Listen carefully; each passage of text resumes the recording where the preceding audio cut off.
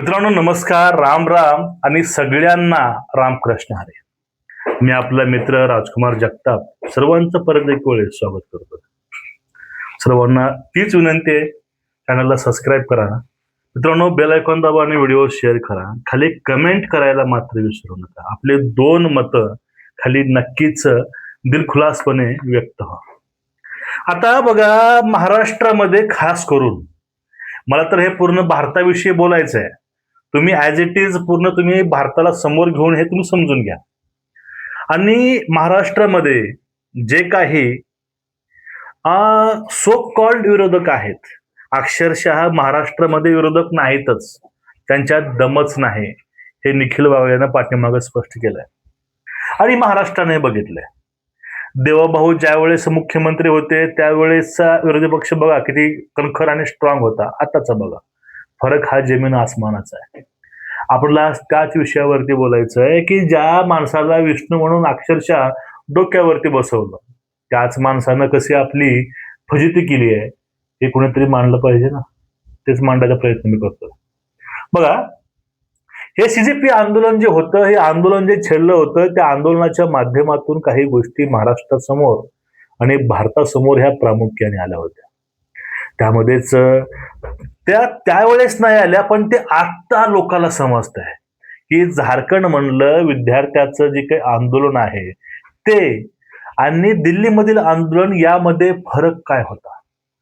सीजीपीच्या माध्यमातून काय काय करायचा प्रयत्न झाला होता. सो कॉल्ड डफलीवाले तिथली गँग होती, त्या गँगचे नारे, देशविरोधी घोषणा, आणि यानंतरच मी एक काल व्हिडिओ केला होता. त्यामध्ये निवेदिता मेनन नावाची जेएनयूची एक माजी प्राध्यापिकेचं जे काही वक्तव्य होतं, ते वक्तव्य सुद्धा पूर्ण महाराष्ट्रानं बघितले आणि भारताने बघितले, कारण ते हिंदी भाषेमध्ये होतं.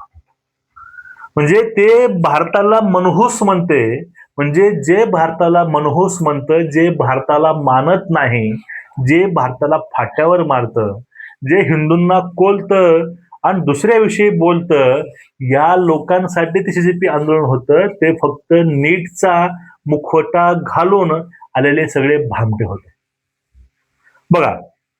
आणि त्या मंचावर जे जे गेले होते ते का गेले होते? आपल्या स्वतःच्या कच्च्या अर्ध्या पोळ्या भाजायला गेले होते. त्यामधीलच महाराष्ट्रातील प्रमुख सुप्रिया सुळे असतील, त्यानंतर राज ठाकरेंचा मुलगा असेल, किंवा उद्धव ठाकरे साहेब असतील त्यांचा मुलगा असेल, किंवा असे अनेक विरोधी पक्ष, त्यांना आता धडपड करावी लागते. पण या सगळ्यांना अभिजित दिपकेच्या एकाच शब्दानं अक्षरशः रडकुंडीला आणले असं म्हणा किंवा म्हणू शकतो आपण. पण ह्या सीजीपीच्या माध्यमातून या लोकांना जी आशा होती की आता आमचा पक्ष उभारेल, एक उभारी घेईल, हे सपशेल सगळे तोंडघशी पडले. कारण सीजीपी आंदोलन कशा करता होतं, का होतं, हे लोकांच्या समोर येऊ लागलं. नीटच्या मागणीसाठी असणारं आंदोलन पंतप्रधानाला शिव्या घालण्यापर्यंत कोण घेऊन गेलं, आता याचीही इन्क्वायरी होते. प्रत्येकाला बजेट कोणी पुरवलं याचीही इन्क्वायरी होते. आणि हे आंदोलन उभारलं होतं का याची ही चौकशी आता होत आहे. म्हणजे या सगळ्या माध्यमातून ज्या लोकांनी उपद्रव केला, ह्या उपद्रवी लोकांना समर्थन करण्याकरता विरोधी पक्षाचे नेते हे दिल्लीमध्ये गेले होते, हे स्पष्ट होत आहे. पण इथं एक दुसराच खेळ झालाय मित्रांनो. तो खेळ असा झालाय की आता आवडीनं घरी बायको आणली आणि त्या बायकोनं नामर्द की नवऱ्यालाच म्हणलं, असे काम झालं. एवढ्या म्हणजे अक्षरशः महाराष्ट्रामध्ये उद्धव ठाकरे साहेबांनी तर त्या अभिजित नावाच्या दिपक्याला अक्षरशः विष्णूची उपमा दिली. अभिजितला विष्णू बनवलं गेलं. त्यांची पात्रता ही झुरळाचीच आहे.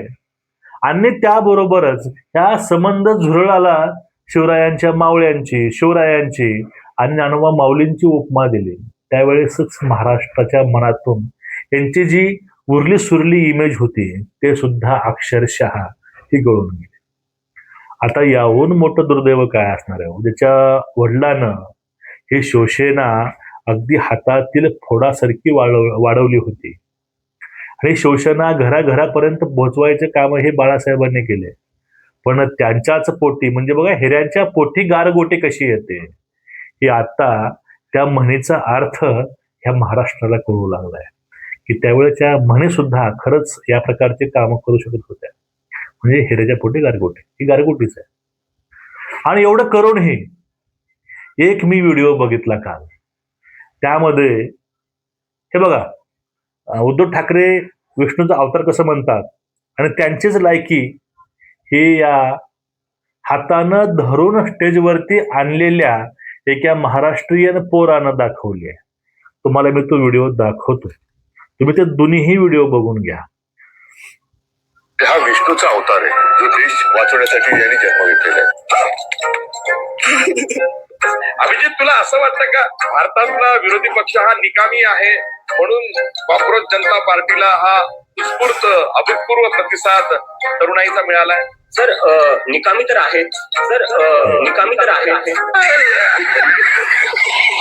तुम्हाला समजलं? जर हे आता सध्या विरोधामध्ये कोण आहेत, हे सगळे निकामी आहेत, हे निरुपयोगी आहेत. यांचा उपयोग ना समाजाला होतोय ना यांचा उपयोग यांच्या कार्यकर्त्यांना होतोय. म्हणून यांचे कार्यकर्ते नेते ही यांना वारंवार सोडून जात आहेत, यांना धक्क्यावर धक्के देत आहेत. ह्या झुरळानं हे का चुकीचं नाही बोललो. मग आता या गोष्टीचं टेन्शन हे या लोकांना अक्षरशः आलं पाहिजे. कारण काय? कारण आता त्या व्यक्तीकडून आपल्याला खूप अपेक्षा होत्या, पण त्या व्यक्तीनं आपल्यालाच निकामी सांगितलंय, दम नाही असं सांगितलंय. मग हे जे सगळं चाललंय हे अरविंद केजरीवालांसाठी एक बॅक फोर्स उभा करणं चालू आहे. अभिजित दिपके ज्याप्रमाणे काम करतोय, या मागे जर कुठली शक्ती असेल तर अरविंद केजरीवाल. यामध्ये एक मागे एक लहानसा सायन्स आहे मित्रांनो. आता अरविंद केजरीवालाला पूर्ण भारतभर पसरायचा आहे.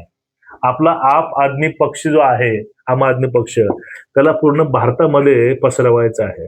त्यासाठी ही एक यांची सिक्युरिटी टीम असते, एक यांचा बॅकअप फोर्स असते. हे बॅकअप फोर्स म्हणून हे झुरळ आहेत.